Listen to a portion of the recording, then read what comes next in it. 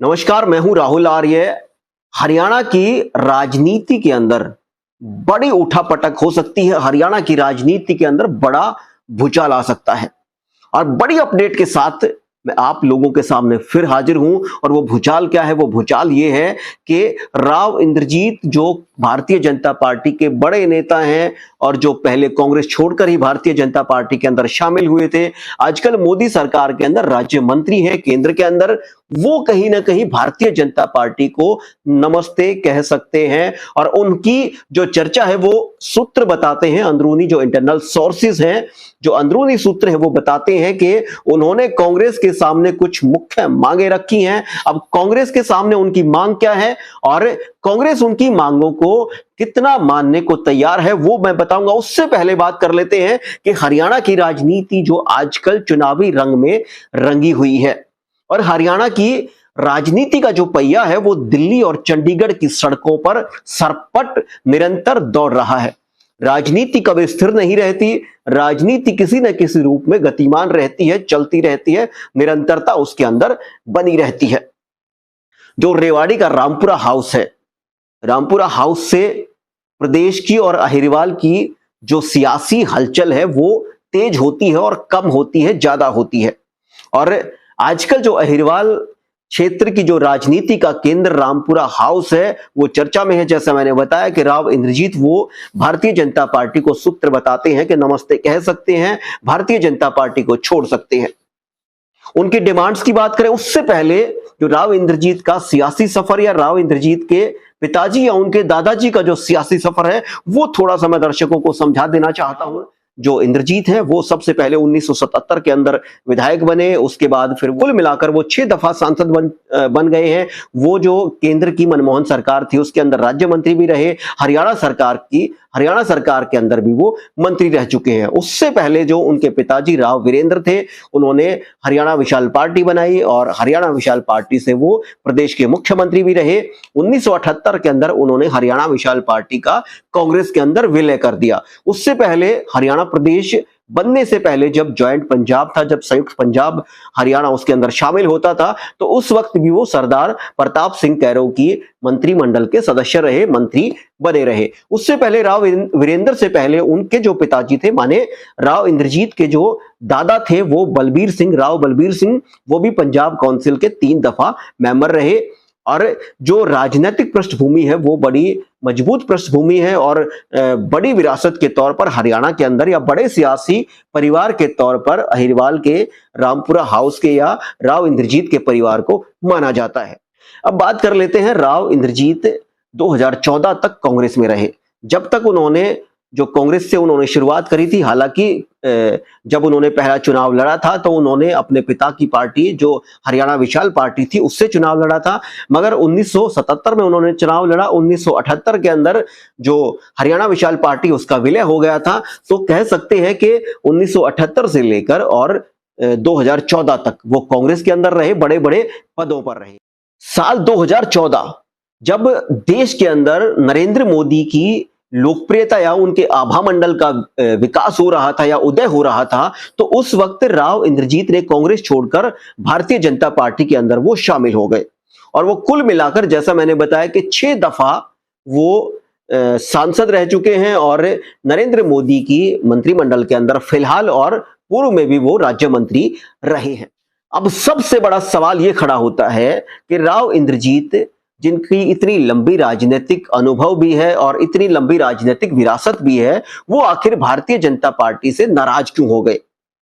उनकी सबसे पहले नाराजगी का कारण उनका यह है कि उनको केंद्र के अंदर कैबिनेट मिनिस्टर नहीं बनाया गया, राज्य मंत्री का उनको दर्जा दिया गया। और जो पहली दफा प्रदेश के पूर्व में मुख्यमंत्री रहे मनोहर लाल खट्टर, वो 1 दफा सांसद बने और उनको राज्य मंत्री नहीं बल्कि उनको कैबिनेट में, मोदी कैबिनेट के अंदर लिया गया। तो पहली नाराजगी ये होती है। दूसरी जो नाराजगी का राव इंद्रजीत का कारण है, वो दूसरी नाराजगी का रीजन या कारण ये है कि 2014 हो, 2019 हो या 2024 हो, जितनी टिकटें वो अपने समर्थकों के लिए चाहते थे और जिस तरीके से वो हरियाणा की राजनीति के अंदर या हरियाणा की सरकार के अंदर अपना दखल चाहते थे, उतनी छूट या उतनी आजादी उनको भारतीय जनता पार्टी की ओर से नहीं मिली। दूसरी नाराजगी की वजह यह है। और तीसरी नाराजगी की वजह यह है कि पिछली दफा वो अपनी बेटी आरती राव के लिए भाजपा से टिकट चाह रहे थे, मगर भाजपा की ओर से उनकी बेटी को टिकट नहीं दी गई, जिसको लेकर वो अच्छे खासे नाराज हो गए। और अब की बार 2024 के अंदर भी जब वो चाह रहे हैं कि उनके समर्थकों को टिकटें दी जाएं, उनके समर्थकों को जिस इस तरीके से राजनीति के अंदर हरियाणा बीजेपी के अंदर एडजस्ट किया जाए या सेट किया जाए, उस तरीके से उनकी मांगों को या उनकी बेटी की टिकट को लेकर या उनको जितनी छूट मिलनी चाहिए, जितना अधिकार मिलना चाहिए, उतना अधिकार भारतीय जनता पार्टी उनको नहीं दे रही, जिससे वो अच्छे खासे नाराज हो गए हैं। और नाराज भी इस कदर हो गए हैं कि वो भारतीय जनता पार्टी छोड़ने के लिए कहीं ना कहीं तैयार हो गए हैं। अब ये नाराजगी की वजह मैं बता चुका हूं, अब बात कर लेते हैं आखिर उनकी मांग क्या है। जो कांग्रेस के अंदर आजकल उन्होंने अपनी सूत्र बताते हैं कि मांगे रखी हैं और जो भारतीय जनता पार्टी के अंदर पूरी नहीं हो पाई। सबसे पहले उनकी मांग है कि उनकी बेटी को विधानसभा का चुनाव नहीं बल्कि लोकसभा का चुनाव लड़ाया जाए। अब आप भी कहेंगे कि लोकसभा तो चुनाव संपन्न हो चुके, लोकसभा का चुनाव उनको कैसे लड़ाया जाएगा? तो वो कह रहे हैं, उनकी मांग ये है कि वो खुद विधायक बनेंगे और बेटी को जो गुड़गांव से उनके विधायक बनने के बाद जो लोकसभा की सीट खाली होगी, तो बाय इलेक्शन के अंदर उनकी बेटी आरती राव को वहां से लोकसभा का चुनाव या कांग्रेस की ओर से लोकसभा का उम्मीदवार बनाया जाए। ये उनकी मांगे हैं। इसके अलावा कुछ और मांगे हैं।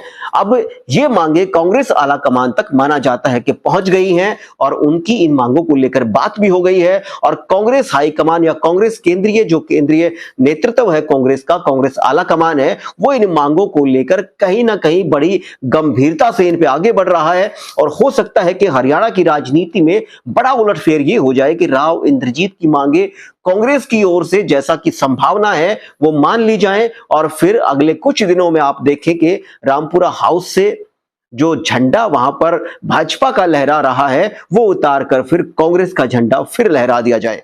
अब हरियाणा के अंदर कांग्रेस बड़े कॉन्फिडेंट तरीके से आगे बढ़ रही है। कांग्रेस को लग रहा है कि कोई भी चूक जो पीछे अतीत में हो चुके हैं वो चूक ना दोहराई जाए और बड़े नेता जो कांग्रेस को छोड़कर चले गए थे उन नेताओं को कहीं ना कहीं वापसी लिया जाए और वापसी लेकर कांग्रेस को एक मजबूत स्थिति के अंदर लाकर खड़ा किया जाए। तो कांग्रेस फूंक फूंक कर कदम रख रही है और वही भारतीय जनता पार्टी, चाहे उनके बड़े नेता हों, वो अपने बड़े नेताओं की मांगों को लेकर अब कितना गंभीर है वो देखने वाली बात होगी। जिस तरीके से भारतीय जनता पार्टी के अंदर जो उनके बड़े नेता हैं उनके विरोध के स्वर वक्त बेवक्त फूटते रहते हैं, चाहे वो कुलदीप बिश्नोई हो, चाहे वो चौधरी रणजीत सिंह चौटाला हो या फिर जो चौधरी बीरेंद्र सिंह है वो ऑलरेडी कांग्रेस ज्वाइन कर चुके हैं, वो भारतीय जनता पार्टी छोड़ चुके हैं, या फिर राव इंद्रजीत का जो ताजा या हाल ही का उदाहरण हो। अब देखते हैं कि जो पर्दे के पीछे राजनीति चल रही है अहिरवाल की, वो पर्दे के सामने कब आती है और कांग्रेस जो मांगे राव इंद्रजीत ने कांग्रेस आला कमान के सामने रखी हैं, कांग्रेस उन मांगों को कब तक मानती है, कितना मानती है, और अगर वो मांगे मान ली जाती हैं तो फिर राव इंद्रजीत आखिर कांग्रेस ज्वाइन या कांग्रेस में शामिल कब हो रहे हैं। और जब वो विधायक बन जाएंगे और उनकी बेटी जो है उनको सांसद की टिकट दी जाएगी तो फिर हरियाणा की राजनीति के अंदर कितने बदलाव हो सकते हैं और हरियाणा की राजनीति का स्वरूप वो फिर क्या होने वाला है, सिनेरियो या परिदृश्य वो क्या होने वाला है, वो भी देखने वाली बात रहेगी। आज के लिए बस इतना ही। अगर आपके पास कोई सजेशन है, आपके पास कोई सुझाव है तो कमेंट बॉक्स के अंदर मुझे जरूर बताएं और चैनल को अगर सब्सक्राइब नहीं किया है तो चैनल को सब्सक्राइब कर लें ताकि मेरी और आपकी भेंट हर बार होती रहे। आज के लिए बस इतना ही, फिर हाजिर होंगे बड़ी अपडेट के साथ। तब तक के लिए नमस्कार।